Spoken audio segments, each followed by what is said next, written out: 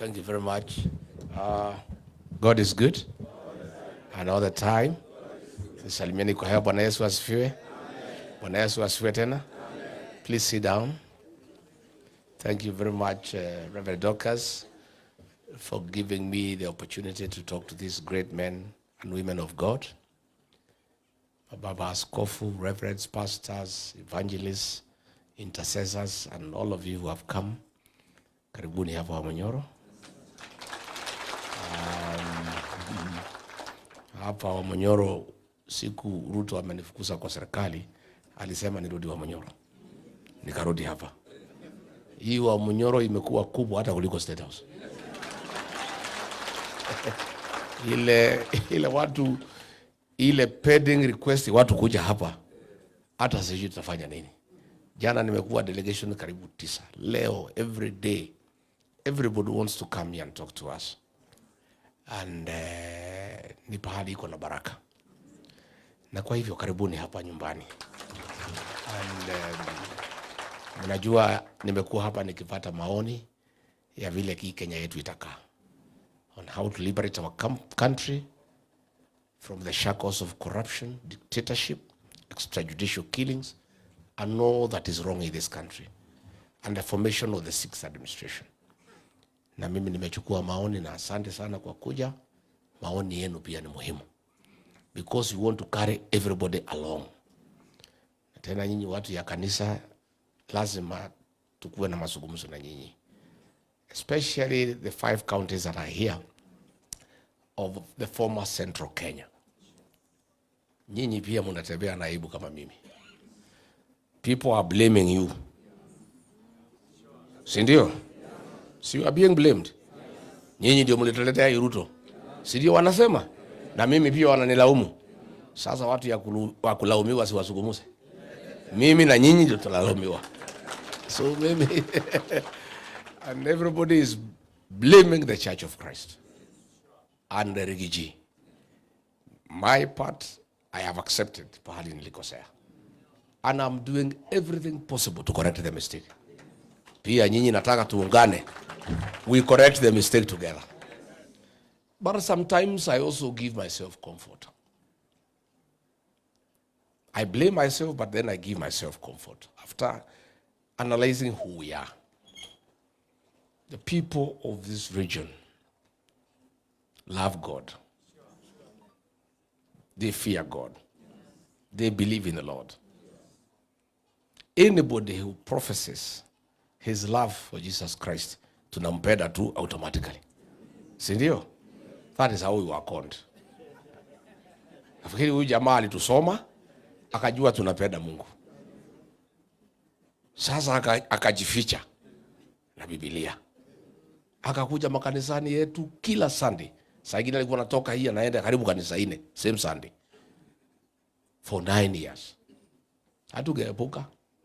Sasa tukasema huyu jamaa, the way he loves God, the way he is giving testimony, I think as Christians we need to walk with him.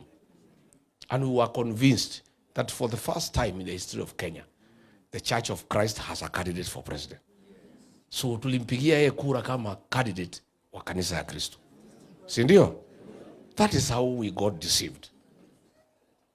And that is how we put this country into problems. Kenya iko kwa shimo. Mimi na kanisa ya Kristo tuliweka Kenya kwa shimo. Sasa nyinyi najua mnaomba. Najua, I know you are praying. Continue praying. Lakini pia on top, muongee na washirika wenu. Tusaidiane turekebishe. So that we restore the country. So that we get sanity, we get prosperity back to where it belongs. Nobody can believe, no Christian can believe that William Ruto, who was elected by Christians, could organize goons and police to attack churches. Hakuna mtu naamini mpaka wa leo. People are in shock. This was a man in church every Sunday. He was even singing our songs in our language. Sijui nani alikuwa anamfundisha. Sijui kama ni Ichongwa. He was singing our song. Kaiwa magegania nini, what, you know. The man becomes president and turns against the church. To an extent that he sends goons and police to attack the church. To discredit the altar. Nobody believes. Na nimeambia watu yake, ile yote umefanyia sisi. The red line hapa kwetu. Because sisi ni watu ya Mungu na tunapenda kanisa. Siku umetuma watu wahuni na polisi to attack the church inside, ndio maneno yako iliharibika kabisa beyond repair. And there is no Christian atapatia wewe kura. Because hii kutuma watu kuattack kanisa. Mpaka wa leo hiyo watu they are scot free. They attacked Mwiki Church. Hakuna mtu anauliza hao. Wakaambiwa kwendeni muattack Kariobangi. Wakaambiwa endeni Wetima. These goons and police are free. And these attacks on the churches was authorized by William Ruto himself. And he is the one covering these people. And for that, the Christians will pray you out of power. They will not only pray you out of power, they will vote you out. Because other than praying, wako na kura. Na hiyo kitu imetushangaza. How? Hata kama ni nini? Please. Kanisa ndani. Kanisa la Bwana unatumana wahudi na wakora ndani ya kanisa. And you don't seem to care. Those criminals are free. Na ni wewe umesema wasishtakiwe. Because you are the one who did it. So mimi naomba nyinyi. Mimi nalaumiwa. Mimi nimekubali makosa yangu. Lakini mimi nimejitetea kwa raia wamenisamehe. Nimefanya kazi mpaka wanasema hapana. Wewe hata kama ulitupoteza, you have demonstrated that you are remorseful. And you have shown the intention to correct the mistake that we made for the people of this country. Because the country is in pain. The country is in anguish. Masomo ya Mwai Kibaki imeharibika. University financing, watoto wako nyumbani. Mambo ya NHIF imekuwa replaced na mnyama anaitwa SHA. Goons are part of the National Police Service. Destruction of property. Watu kuuawa. Abductions. Extrajudicial killings. We did not know as Christians that hapo ndio tutaleta Kenya.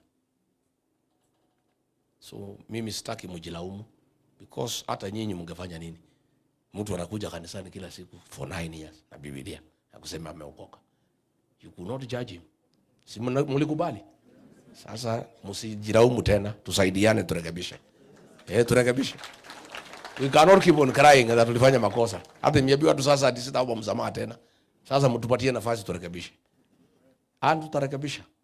We are going to rectify the problem. We had an MOU William Ruto signed with the church. Si aliruka? Hakuna, there is not a single promise that he made with the people of Kenya that he honored. An MOU was signed at the current residence by 1,000 pastors. I was there. He committed several things. Mambo ya kanisa, registration of new churches, he committed. Mambo ya waiving of stamp duty for land bought by churches. Mambo ya musical instruments for the church to be duty free. All those things he committed. Alipoingia, ameruka. Not just the church, ameruka ya kila mtu. So, we will rectify this problem. You know, hapa kwetu wanasema kufanya makosa si mbaya. Shida ni kurudi? We'll correct that mistake. I want to say thank you very much, good people. Continue praying for this country. Bad as things are, God is still in control. And I want you to continue giving hope to our people. Wasikufe roho, tafadhali mtusaidie. Because if they give up, we'll have a lot of problems. I am aware that in this region we are having a big problem of depression and suicide, of people who are helpless and who have given up in life because of the economic hardships that is affecting our people. I want to plead with the Church of Christ. You, good people, servants of the Lord, help us to give hope to our people. Don't allow them to sink into depression and helplessness. Give hope, give them hope for a better tomorrow. Wajue ya kwamba, even in all these difficult circumstances, God is on his throne. And he'll come through for the people of Kenya. And they should not worry, it's just a year from now. We will fix these things. Next year is not far. It's not far. We'll fix these problems. So please continue to give hope to our people. I am very restless and pained by the return of Killer Bruce.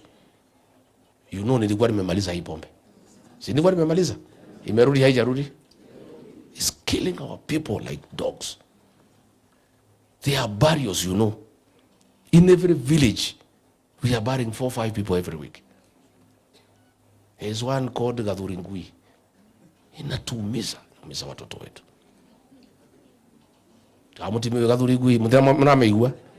It's terrible.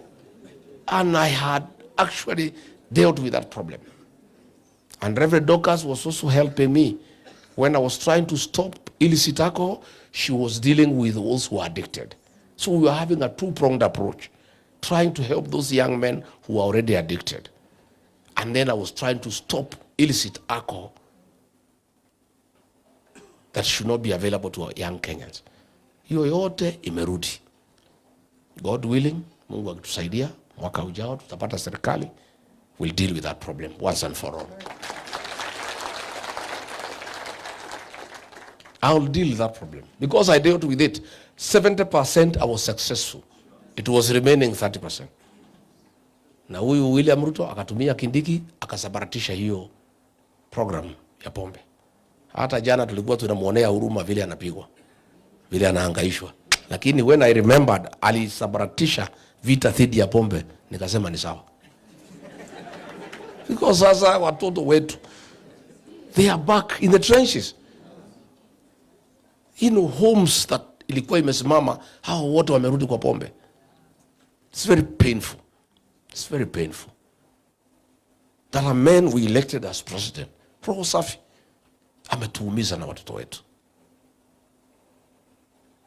But we'll correct the situation. Mimi nataka nikimalizia kwa sababu sitaki niongee mengi. Niseme Olkalau. Why is there celebration in Olkalau, in the mountain? Everybody is celebrating, true or false? Naambiwa wengi hamu kulala mlikuwa mnangojea matokeo. Why? Why was everybody in this mountain waiting for Olkalau? The reason is simple. Our dignity as a people. Because our dignity has been eroded. Siku tumeona akina mama wanapigwa laini na watu ya Ruto. Kutoka asubuhi mpaka jioni wanapewa maharagwe kilo 2. Na wako pale wanangoja. Tuliona siku moja Katundu mchele imewekwa kwa mchanga. Mliona? Then watu wanachukua. Just to demean our people and make them feel helpless and useless. When our churches are attacked, there's nothing we can do.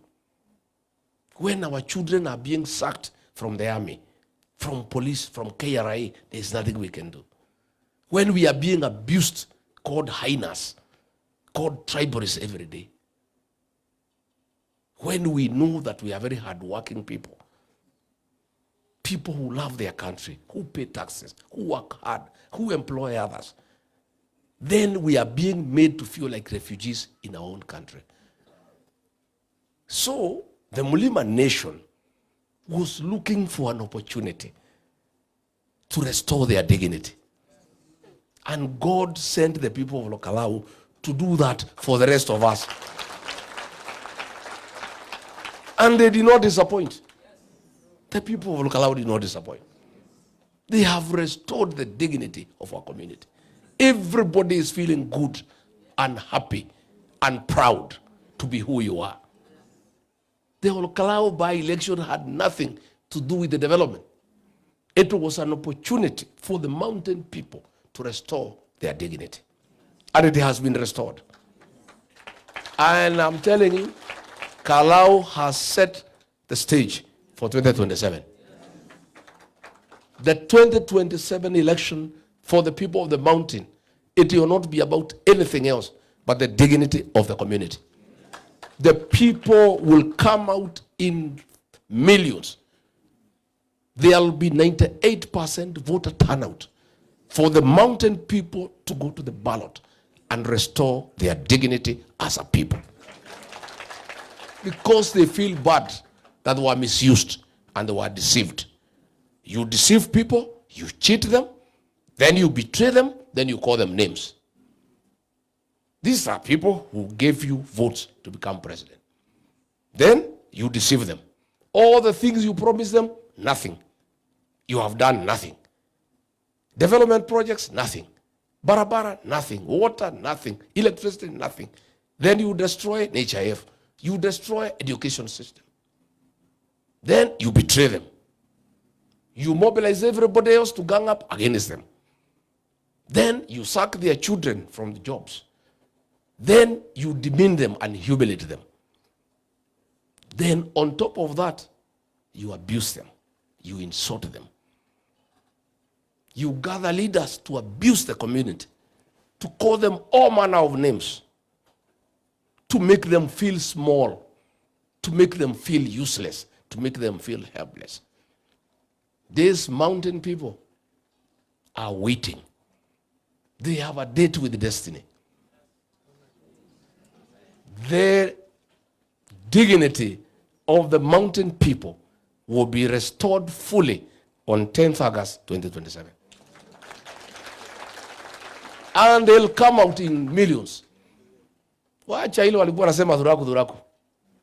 I don't know how we are going to coin this one. Ni mambo ya dignity, si ndio? Heshima. Sisi tunaweza kama maskini, it's okay. We used to walk barefooted. We used to stay kwa nyumba ya nyasi. Lakini tunataka heshima. Na mzungu alijua, si alikuwa hapa?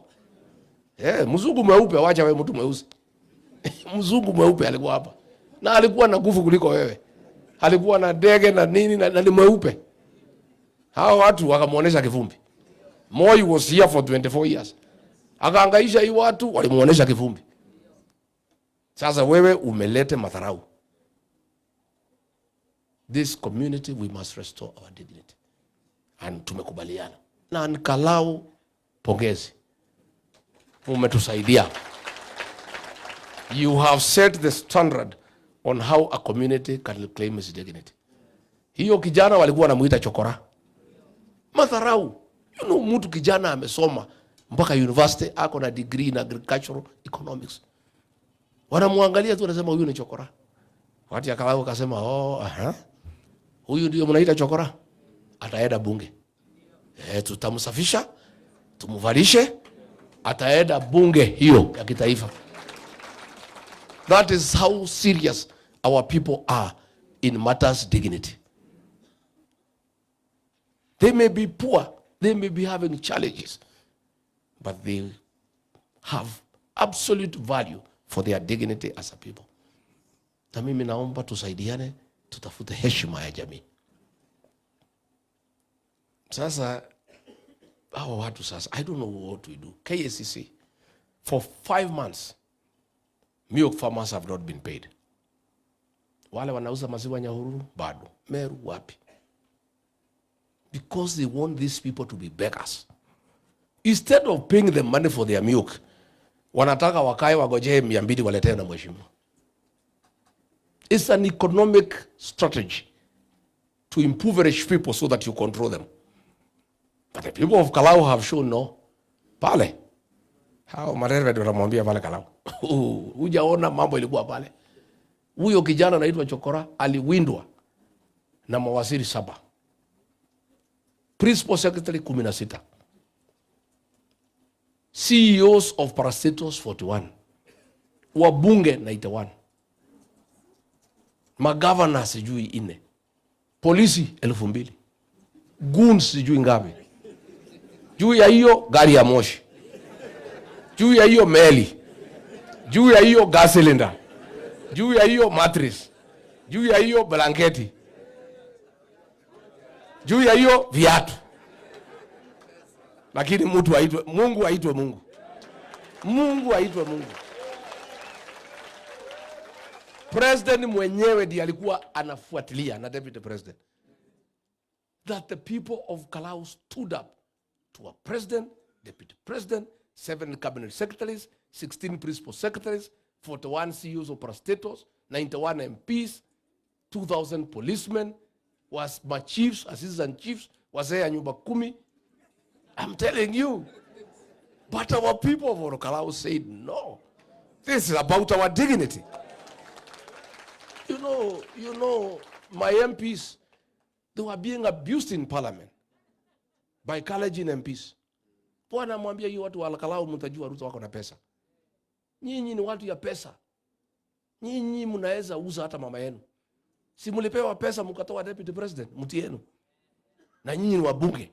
Kama mnaweza toa deputy president na nyinyi ni watu wabunge. Na hii raia wa Kalau wakipewa pesa si watapika kura vile tunataka. Mpaka watu yangu wanaigiza baridi. Wanakuja niambia kiongozi, sasa hii mtu hatupati amani. Hii watu wanatukejeli, wanatusukuma, wanatusomea how useless we are. And they are saying if they could give MPs and senators money to remove a deputy president from their own community, they can sell even their mother. Wakipewa pesa. Mimi nikaambia nyinyi msijali. Mimi ni mzee kidogo. Hii watu wetu mimi nawaelewa. These are good people. Na mtaniambia. Tukikaa wanaigiza baridi tena. Medho wanakuja hapa anasema kiongozi kuja unisaidie. Hii vita mimi ni mtoto ya 35 years. Nitawezana na hii watu yote na meli na gari ya moja na nini? Namwambia wewe kijana endelea. Hao watu wetu ni watu wazuri. Don't worry, I know these people. These people, dignity first, anything else second, third. But heshima ya jamii kwanza. Kura ile iliyopigwa. Pale kihesabiwa kama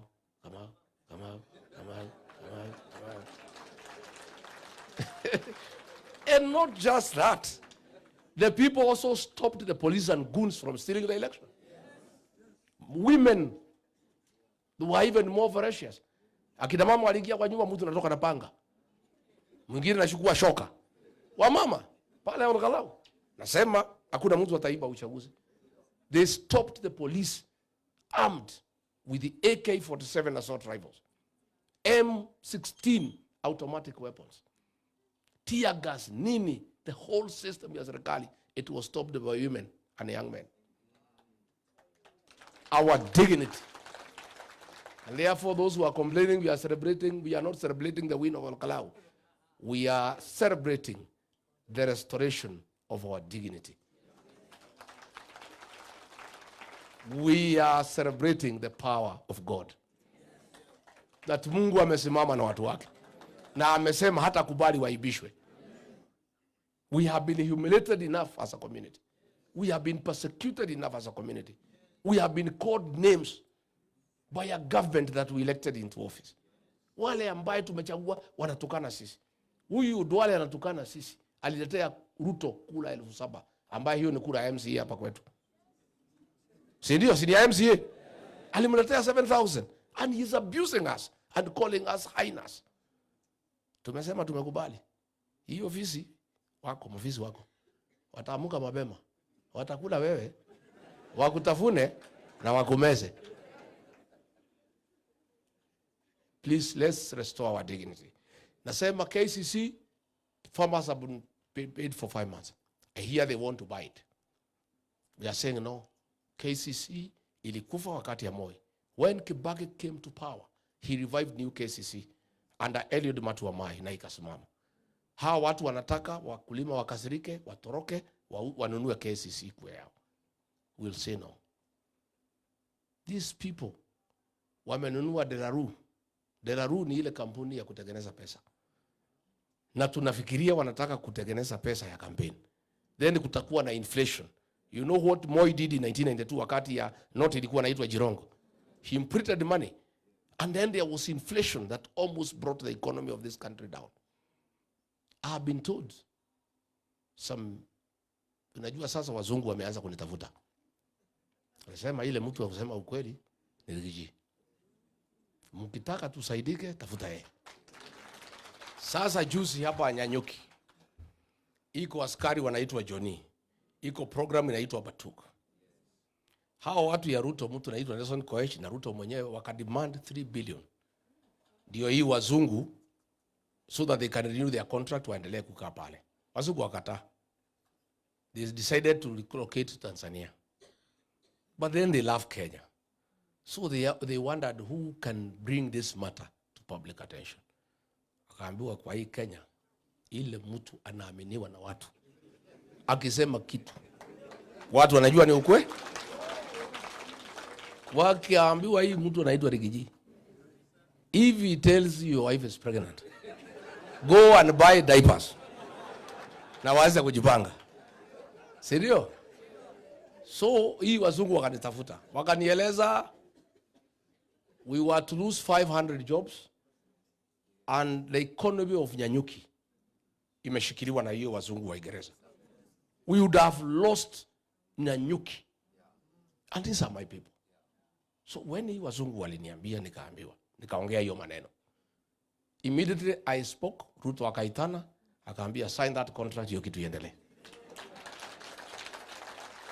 So we have saved Nyanyuki. Na Nyanyuki yetu itasimama. Mimi nitaendelea kusema ukweli. Nataka kuuliza wazungu wote wako na shida wanitafute. Sasa wazungu wamenitafuta kutoka Jerumani. Contract ya kuprint pesa ya Kenya, when the Laru ilifungwa, ilipatiwa some German company. For the last 4 months, they have not brought any currency to the central bank. Because wanaambiwa, hiyo pesa inakujaga Nairobi. They are being told to deliver the money to Mombasa. Because iko pesa imekuwa printed over and above what the central bank has asked. Na hiyo pesa ni ya uchaguzi. Those Germans have refused. They have refused.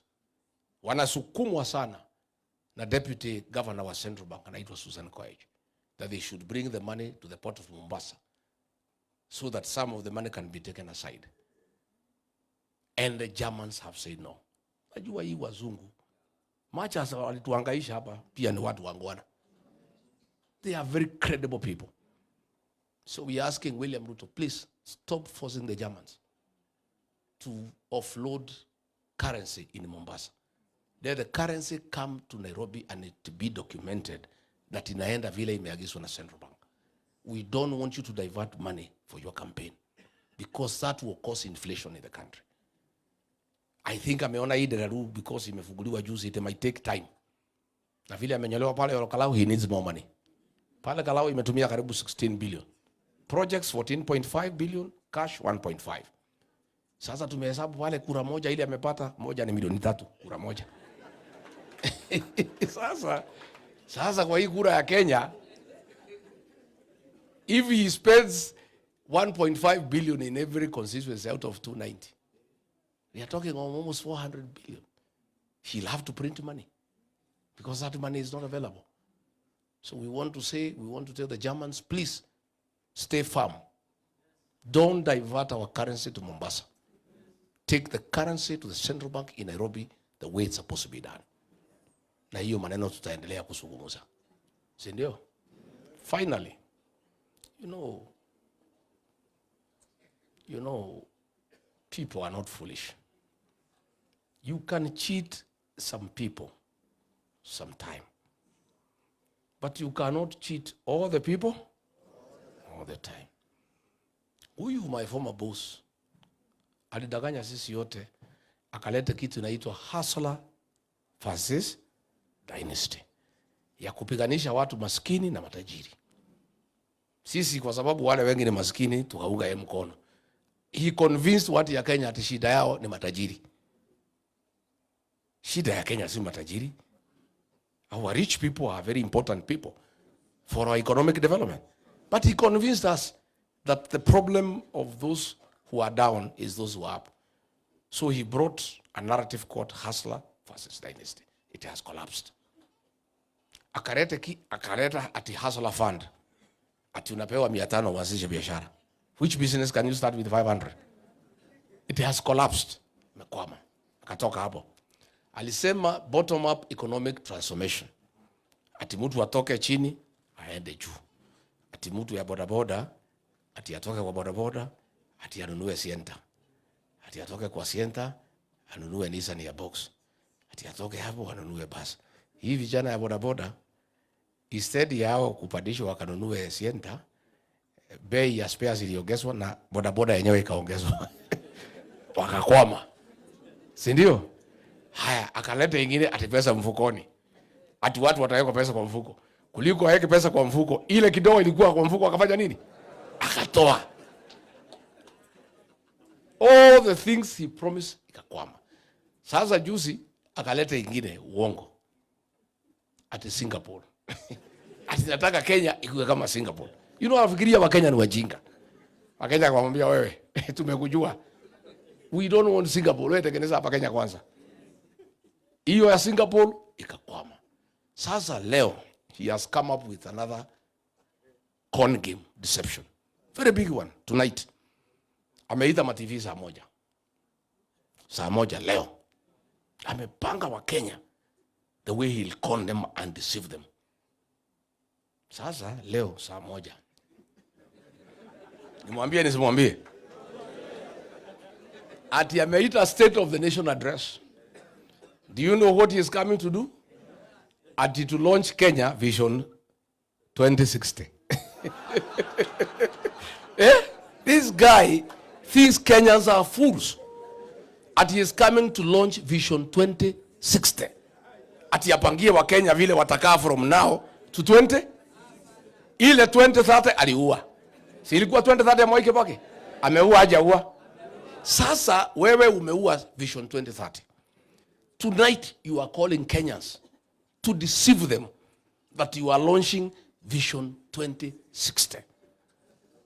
The sad part, which has made me very uncomfortable, that he wants to appoint retired President Uhuru Kenyatta as to be the team leader. Sisi namwambia my elder brother President Uhuru Kenyatta, please usikubali kuingizwa kwa hiyo matope. Wakenya watakuchukia na watakudharau. Si ni uongo? Ati 2060. Ile kazi tumekupatia umefanya. Unatuambia mambo ya 2060 ya nini? Na kuna kazi tulikubaliana ufanye. 4 years down the line you have done nothing. On 10th nitatoa taarifa Ruto at 4 years. So wewe William Ruto tonight, unless now because nimekutangaza ubadilishe.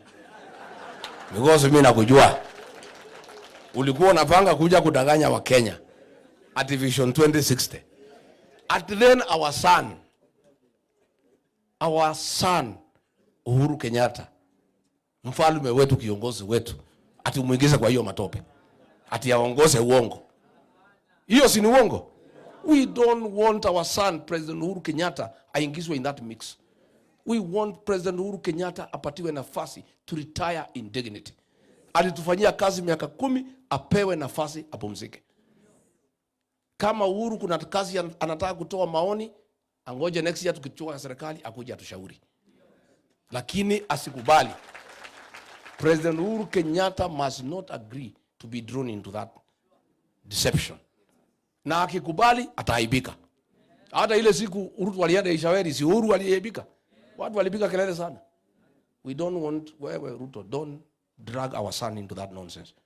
Wewe weka Kipchumba Murkomen akuwe team leader wa hiyo kitu. Ama ile Francis Atoli. Si yako na watu wengi?